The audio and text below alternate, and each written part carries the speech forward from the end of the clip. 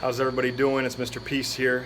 Just got done sharing my heart again at Arno Elementary School here in Allen Park, Michigan. Been here a few times now, and it's always a true honor. Got to address the 3rd through 5th graders today, and the topic was doing your best. So kind of built on the positive life choice one, that we really truly love ourselves before we can love someone else, and that we have to have that self-love, self-belief in our own abilities, right, and our own potential to achieve greatness.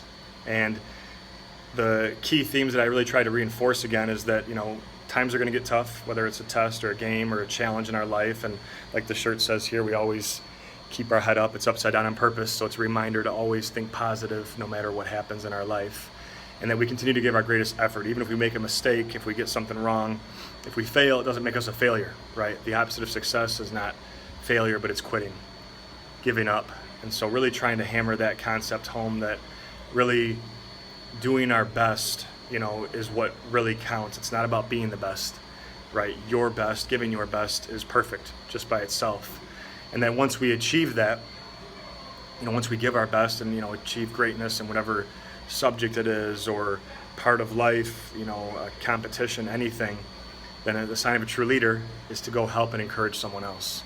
And standing in front of their sign here, it says character is doing the right thing when no one is looking, right?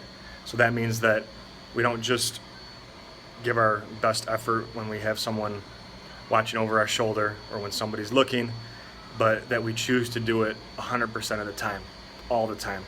That we are constantly encouraging, we're constantly talking positively to who we are, getting rid of any negative beliefs that we have. We're visualizing success, we're thinking about the challenge ahead, but taking one step at a time and always trying. And if we can't get it the first time, we reread the problem and we don't just guess, and we keep giving the effort, right? And that's all we ask for anybody, is to do our best, then rest.